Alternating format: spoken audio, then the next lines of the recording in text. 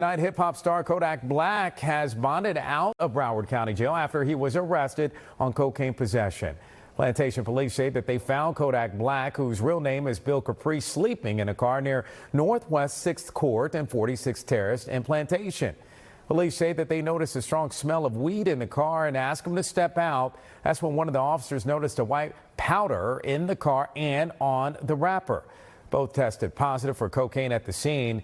Black went before a judge who set bond at $5,000. Yo, it's Big Ant, the spokesman, man. We back. Another edition of Urban Politicians TV, UPTV. Make sure you stay on your pivot at all times, man. Had to come tap in as it had broke into the news all up and down the timeline and on all the blogs that Kodak Black was now in federal custody in Miami based off of his latest charge that happened on December 7th, where he allegedly was arrested, pulled over on the side of the road with cocaine in his possession.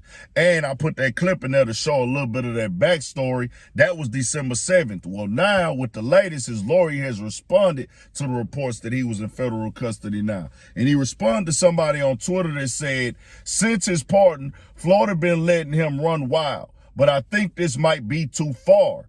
And Kodak lawyer Bradford Cohen said, no one was letting him run wild. He was caught with prescribed prescription pills. That was the first charge. Any other defendant, the case would have been dropped. Then he also responded to a journalist by the name of Bryson Boone Paul and NBC6 and said a lot of inaccurate reporting, not surprising. And I had seen the report that was saying he had put in a motion to suppress the evidence that they used to arrest Kodak Black, saying that it was an unlawful pullover basically, and them like the way they searched them and things like that. We've seen that happen over the years. And he had also put on Instagram the other day, the job of an attorney is never easy. That statement can be amended to read the job of an attorney who cares about your case and your well-being is never easy. I have represented at Kodak Black since he was a kid. When he went to federal prison, he was beaten by the guards so badly that he had to be hospitalized at one point.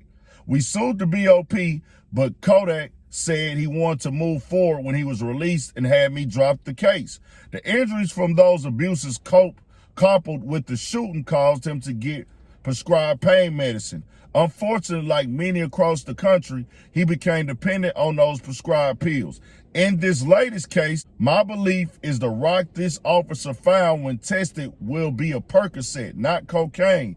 The test they do is a presumptive test for illegal substance. It just turns blue. With that being said, Ed Kodak Black has doubled down on getting better with assistance from many people and was signed up for immersion rehabilitation for his dependency. Hopefully he will be able to count with what the help that he needs. The system penalizes users with the charges of trafficking with no indicia of trafficking. That isn't what the legislature intended. And when Kodak Black lawyer is saying that, hey, they tested it to see if it was a drug and they assumed that it was cocaine because it was a white powder substance that was in Kodak Black possession. So this was what's getting alleged and everything. Kodak has spoke also and said he does not do cocaine. And I do want to say this right here, bro. This is a serious matter. We seen what Kodak Black been going through. I'm a Kodak fan. I love the nigga music. I love what he brings to it, the styles, the flow, the cadences, the melodies, the harmonizing, the storytelling. I rock with Kodak. But what's more important, bro, is bro getting better, dog. And nigga don't want to see nobody locked up doing no prison time, period. Nobody, you know what I'm saying? That's just going through some demons, struggling with addiction or anything. Anybody, period.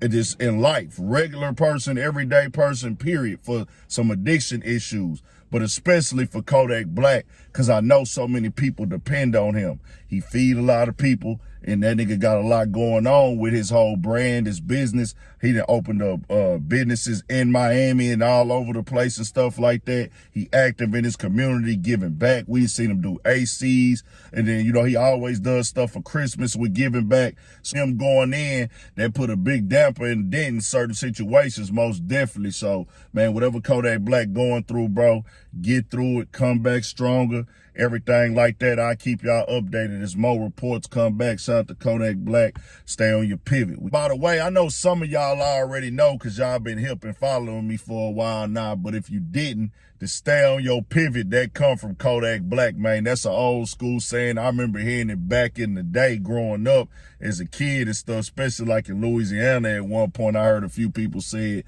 but it came back up again with Kodak Black on there, My Cousin 2017, because people weren't really using that lingo like that no more. But I heard him say it and it kind of just stuck with me. So when I started doing the YouTube videos, man, that came from Kodak Black with the stay on your pivot, man, because he was talking about staying focused and staying on your pivot and not falling off your pivot. So for sure, man, I didn't know if everybody was up on that when it come with the stay on your pivot talk on the channel, man. 1,000 for shit show, more coming.